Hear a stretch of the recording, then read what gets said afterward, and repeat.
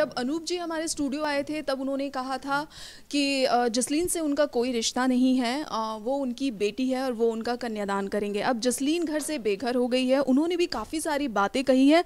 आज हम मौजूद हैं फिर से अनूप जी को लेके कि जसलीन ने जितनी बातें कही थी, इन्होंने जितनी बातें कही थी, कि उनमें कितनी सच्चाई है और आपको क्या लगता है। तो बात करते हैं अनूप जी से। So first of all Anoop ji, welcome to लहरे।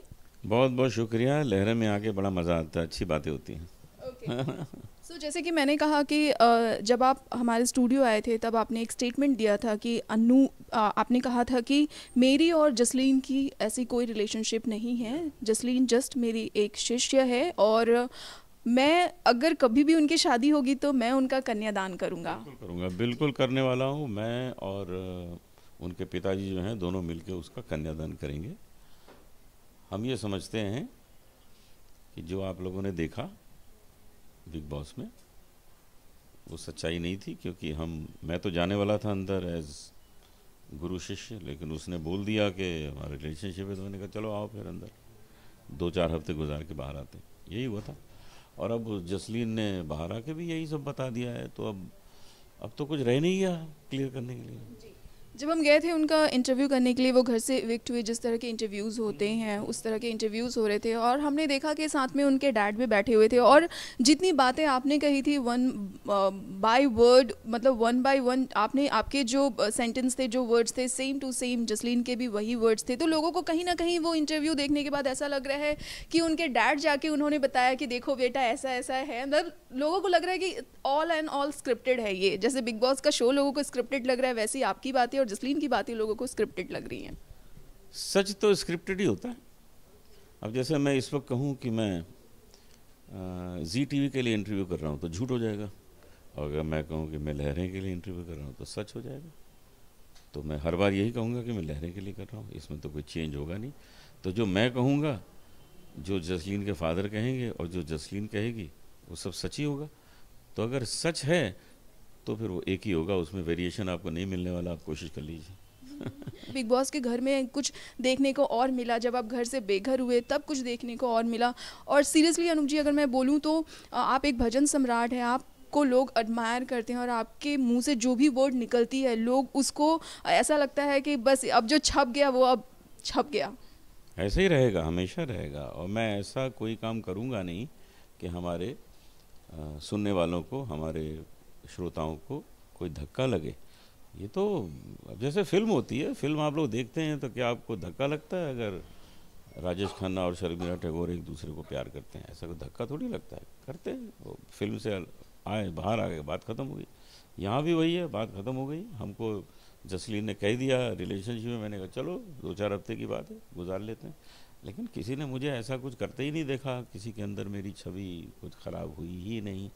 और अब बाकी आके उसने भी बता दिया, तो बिल्कुल स्टूडेंट है, हमेशा रहेगी स्टूडेंट, उसको हम आगे सिखाएंगे भी। और उसको मैंने कुछ अच्छी सलाह दी है कि ग्लैमर जो है उसको 30% करो, म्यूज़िक को 70% करो, तो और अच्छा रहेगा और आगे नाम होगा। इस तरह की सलाह देने से उसका करियर अच्छा बनेगा। अच्छा, जसलीन से जब बात हुई हमारी तो जसलीन ने कहा कि अनूप जी से मेरी बात हुई थी, मुझे बिग बॉस में जाना था और उनसे मैंने बोला था कि हम घर के अंदर एक कैरेक्टर प्ले करेंगे एज अ बॉयफ्रेंड गर्लफ्रेंड वाला, जैसे कि आपने भी कहा था। बट जब बाहर आई तो उन्होंने कहा कि नहीं, हमारा ऐसा कुछ नहीं था, हमने सिर्फ ये गेम के लिए किया है। तो कहीं ना कहीं ऐसा नहीं है कि जस्ट गेम के लिए, मतलब आपके लिए गेम सबसे ज़्यादा इम्पॉर्टेंट है ना कि इमेज? नहीं, मेरे लिए इमेज कोई इम्पोर्टेंट चीज़ नहीं है, क्योंकि इमेज तो अपने कामों से बनती है, बिगड़ती है। जैसे कोई आदमी अगर खून के लिए पकड़ा जाए, जैसे अभी 2 दिन पहले मीका अरेस्ट हो गए, तो उनकी इमेज एकदम से ख़राब हुई और आज छूट गए कि वो सब गलत उनके ऊपर अपराध लगाए गए थे, तो इमेज ठीक हो गई। तो इमेज जो है बनती बिगड़ती है। जब लोगों को पता लगेगा कि मेरा जसलीन का कुछ है ही नहीं, तो वही बात लोगों के मन में आएगी, तो गलत बात थी, सब ठीक है। जब जसलीन घर से बाहर आई, कैसा लगा आपके लिए? शॉकिंग था ये जानना? शॉकिंग था, क्योंकि अभी उसको और टिकना चाहिए था। अच्छा खेल रही थी, जैसे रोहित से अच्छा खेल रही है, सुरभि से अच्छा खेल रही है, तो उसको टिकना चाहिए था। लेकिन क्या है कि बिग बॉस का घर है, बिग बॉस की टीम जो चाहेगी किसको रखना है किसको नहीं रखना। मेरा घर है, मैं जिसको चाहूँ रहे, जिसको चाहे नहीं रहे। तो उनका भी वही है घर है, उन्होंने मुझे भी तो निकाल दिया था तो अभी उसको निकाल दिया, ठीक है, उनका राइट है। बट अगर गेम के पॉइंट ऑफ व्यू से देखें, किस तरह की गेम कर रही थी वो, किस तरह से खेल रही थी, किस तरह से अपने आप को नेशनल टेलीविज़न पे जिस तरह से उनका करना था, लाइक लड़ाई झगड़ा थोड़ा सा था, अपने आप को लेके स्टैंड लेना था, अगर उस वे पे बात करें तो आपको क्या लगता है कैसी जा रही थी और कहाँ देख रहे थे आप उन्हें? जब मैं वहाँ से निकला तो उसको समझा के आया था कि आप अपनी आवाज़ और बुलंद करो, हर ओपिनियन में सामने आओ, ओपिनियन दो, 150 कैमरे लगे हैं उनके सामने आओ, और उसने वो शुरू कर दिया। बहुत अच्छा, मेरे जाने के बाद वो बिल्कुल चेंज हो गई, बहुत अच्छा खेला, लेकिन उसके वज़न बढ़ गया, वेट बढ़ गया, उसने खाना वाना कुछ ज़्यादा खा लिया हमें लगता है। तो अभी उसको आके ज़रा वो ठीक करना पड़ेगा, क्योंकि स्टेज पे ये सब चीज़ें अच्छी नहीं लगती, प्रेजेंटेबल होना चाहिए। जबकि सब ऐसा कहते हैं कि बिग बॉस के घर पे खाना मिलता नहीं है, बहुत कम मात्रा में लोगों को खाना दी जाती है, तो लोग एकदम सूखे कांटे की तरह बाहर निकलते हैं, बट जसलीन के साथ कुछ उल्टा ही हो रहा है। नहीं, ऐसा नहीं है, खाना कम मिलता है, वज़न मेरा भी 4 किलो कम हुआ, लेकिन वहाँ जाके कुछ नियमित लाइफ हो जाती है। जैसे सुबह उठ के हम एक्सरसाइज करते हैं, ट्रेडमिल करते हैं, अपना प्राणायाम करते हैं, योगा करते हैं, अपना रियाज करते हैं, म्यूज़िक भी इम्प्रूव हो गया मेरा, हेल्थ भी मेरी इम्प्रूव हो गई। और बाकी वो क्यों इस बीच मोटी हुई है मुझे समझ नहीं आता, उसको संभालना चाहिए। बाकी लोग तो दुबले हुए हैं लेकिन उसका वज़न कुछ बढ़ गया है। और खाना कम मिलता है ये गलत बात है, खाना भरपूर मिलता है, बस ये कि नॉन वेजिटेरियन नहीं मिलता है। आपको एक ही दिन फ्राइडे को जिस दिन सामान आते हैं उसी दिन नॉन वेज मिलता है, बाकी वेजिटेरियन बहुत बढ़िया खाना मिलता है और भरपूर मिलता है।